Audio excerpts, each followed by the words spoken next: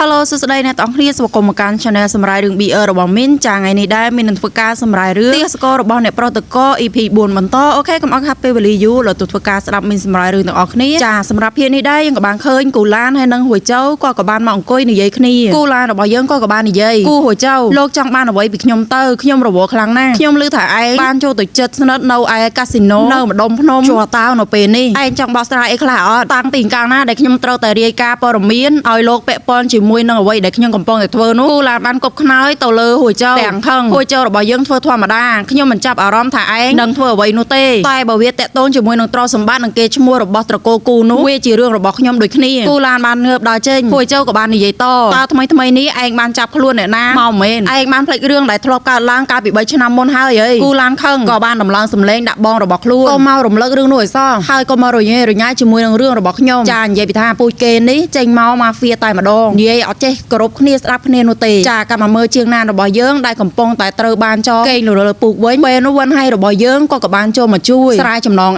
្យលោកជាអ្នកណាគេលោកត្រូវការអីខ្ញុំឈ្មោះវិនហើយខ្ញុំមកទីនេះដើម្បីជួយលោកជួយខ្ញុំហើយអ្វីលោកត្រូវជួយខ្ញុំអញ្ចឹងគ្មានពេលបកស្រាយនោះទេយើងត្រូវប្រញាប់ទៅឥឡូវនេះពេលនោះអាប៉ែគូឡានក៏បានចូលមកតន់ឯងចង់ធ្វើអីហ្នឹងបងប្អូនជីដូនមួយអេខ្ញុំទៅរកអ្វីឲ្យគេញ៉ាំតែខ្ញុំមិនគិតថាគេនេះឃ្លាននោះទេគេឃ្លានមែនអត់ទេអូគេអត់ឃ្លានទេល្អបងប្អូនជីដូនមួយកុំចូលមកក្នុងបន្ទប់របស់ខ្ញុំដោយគ្មានការអនុញ្ញាតយល់អត់យល់ហើយអញ្ចឹងចេញទៅភ្លាមវ៉ាន់ហើយរបស់យើងប្រុងនឹងដើរចេញតែអាប៉ែគូឡានេះក៏បានស្កាត់ហើយក៏បាននិយាយកុំភ្លេចពីការព្រមព្រៀងរបស់ពួកយើងឲ្យសោះមើលទៅដូចជាអាប៉ែនេះចង់ញ៉ាំបងថ្លៃរបស់ខ្លួនឯងមិនទេវ៉ាន់ហើយរបស់យើងក៏បានច្រាននាចេញហើយក៏បានដើរចេញទៅបានគ្រាន់តែវ៉ាន់ហើយរបស់យើងដើរចេញទៅភ្លាមអាប៉ែគូឡានេះក៏បានបដូរជាឈាមត្រជាក់កម្រិត VIP ភ្លាមតែម្ដងឯងនេះហាក់ដូចជាខ្លាចខ្ញុំមិនមែនឯងខ្លាចខ្ញុំគូឡានិយាយព្រមទាំងរុញជាងណាទៅលើពូលោកគូខ្ញុំសុំអង្វរលោកដោះលែងខ្ញុំទៅដោះលែងឯងខ្ញុំអាចដោះលែងឯងបានជាងណារបស់យើងនេះសប្បាយចិត្តណាស់នឹកស្មានតែគេព្រមដោះលែងខ្លួនពិតមែនតែមានអ្នកណាអាប៉ែនឹងក៏បានចាប់ដួលកូនស្រីរបស់យើងទៅដេកលើពូតែរហូតដល់យើងធុញនឹងលេងជាមួយនឹងឯងសិនអាប៉ែគូឡានេះក៏បានថើកញ្ចឹងករបស់កូនស្រីរបស់យើងដូចជាមនុស្សឈួតអញ្ចឹងហើយកូនស្រីរបស់យើងក៏បានជេរគេថ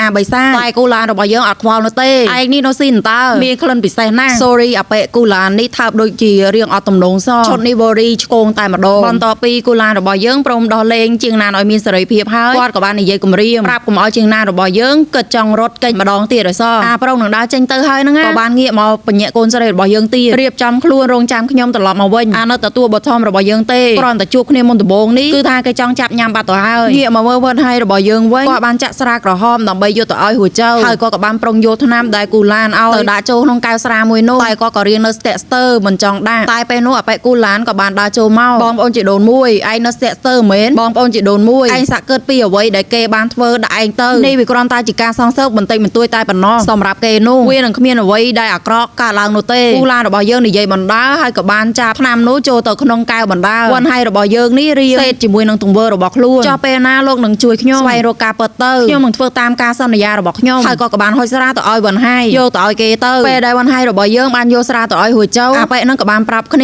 ឲ្យលើកជង្គង់ចុះពេលដែលគ្នាព្រមលើកជង្គង់ហើយនឹងក៏បានយកស្រាទៅជះលើមុខគ្នាតែម្ដងហើយក៏បានប្រមាថគ្នាទៀតឯងគ្រាន់តែជាកូនគ្មានខាន់ស្លាតែប៉ុណ្ណោះឯងនេះសឹងតែមិនគួរកើតចេញមកផងឯងគួរតែស្គាល់កន្លែងរបស់ខ្លួនឯងផងគុំចង់បានអ្វីដែលមិនមែនជារបស់ឯងនេះលោកស្អប់ខ្ញុំខ្លាំងដល់ថ្នាក់នេះផងឬឯងមិនសមនោះទេចេញពីមុខរបស់យើងទៅវ៉ាន់ហើយរបស់យើងក៏បានដើរចេញទាំងសេកាត់មកដល់អាប៉ែគូឡានវិញដែលកំពុងតែជួបបារីសោកវ៉ាន់ហើយក៏បានដើរចូលមកសួររឿងតាក់ទងជាមួយនឹងហួយចៅរបស់យើងបន្ថែមទៀតអីគេឯងព្រួយពីគេខ្លាំងពេកហើយតើខ្ញុំពិតជាអូជាកូនឥតខិនស្លាមែនពិតមែនហើយឯងជាកូនឥតខិនស្លានៅពេលដែលហួយចៅគេនៅក្មេងឪពុករបស់គេបានរត់តាមប្រពន្ធចុងហើយម៉ែរបស់គេក៏ទទួលមិនបានក៏ប្រែទៅជាឈួតហើយក៏បានធ្វើឲ្យជីវិតរបស់ហួយចៅដូចជាចុះនរកមុនពេលដែលគាត់ស្លាប់តាំងពីពេលនោះមកហួយចៅក៏ខ្លាចជាមនុស្សចិត្តត្រជាក់គ្មានមេត្តាហើយតែងតែគៀបសង្កត់ខ្ញុំគ្រប់វិធីតែឪពុករបស់ខ្ញុំក៏ស្រឡាញ់គេជាពិសេសអញ្ចឹងហើយបងប្អូនជីដូនមួយអាប៉ែគូឡានក៏បានផ្លុំផ្សែងបារីទៅលើមុខរបស់វ៉ាន់ហើយក៏បានសួរវ៉ាន់ហើយថាគេនៅខាងខ្លួនអត់តែវ៉ាន់ហើយរបស់យើងអត់តបតែក៏បានសួរទៅវិញបើអញ្ចឹងខ្ញុំគឺជាកូនឥតខិនស្លាពិតមែនហើយគូឡានក៏បានធ្វើការលងលោមអេកូនឥតខិនស្លាវាគ្រាន់តែជាការសរសេរហៅតែប៉ុណ្ណោះបើតាមច្បាប់កូនឥតខិនស្លាក៏អាចទទួលបានទ្រព្យសម្បត្តិដូចគ្នាបើឯងនិងខ្ញុំរួមដៃគ្នាដាក់ថ្នាំក្នុងស្រារបស់គេឲ្យគេផឹកនោះ2-3ខែគេនឹងបាត់បង់ស្មារតីហើយខ្ញុំនឹងបានឡើងជាមេដឹកនាំរបស់ត្រកូលគូហើយខ្ញុំនឹងអាចធ្វើឲ្យឯងក្លាយជាអ្នកស្នងមរតករបស់ត្រកូលគូបានយ៉ាងស្របច្បាប់ហើយចុះវាយ៉ាងម៉េចខ្ញុំគ្រាន់តែចង់សងសឹកគេតែប៉ុណ្ណោះមិនបានចង់ធ្វើបាបគេនោះទេលោកជាគ្រួសាររបស់គេហេតុអ្វី ยชีเยี่ยมบอมพลานเก่งจังในขนมครัวซามวยนี้มีแต่พ่อประย่อยนั่งอำนาจใต้บรรนอรอเส้นจีไอ้พวกข้าพ่อประย่อยดอกบอเกนุเกนังขมิ้นทอเมตาดอกไอ้นุเต้ยังมันจ้องโจตกขนมสังเกรียมครัวซาโรบอตระโกกูจีมวยหนังผู้โลกนุเต้ขยมกรอนแต่จอกสวายโรคในกาเปิดกาซาบดอกบอปงมาได้ดอกขยมใต้บรรนอไอ้สะตีเหมือรอเส้นมาหัวเจ้าเกดังทาไอ้มาลุยดักทนาไปเกนุไอ้ก็ถักเกนังทั่วไว้คลามาเลยไอ้ขยมหนังปรับเกวันทาเวียคือจิตนาได้ดอกบอโลเวียโดยจีเรื่องยืดไปบนไตให้บองบอลจะโดนมวยไอ้ก่อนหนังเตอขอเจ็ดโดยขี้ตัวใบจิขยมจีเนี่ยบัญชีเมงเกก็มันปรมดอเลงไอ้เตอโดยขี้บอลตอบมาวันให้ดอกบอเยอะก็กับบานดาวเจงต่อบ้านปูลานนี่เฉลี่ยท่าไอ้เกคือจีมันดูลงงตีโอเคยังไงเนี่ยต่อขี้สำหรับเพียรนิกทาบ้านมาดอตีมันจอพ่ายออกคนจานบายบาย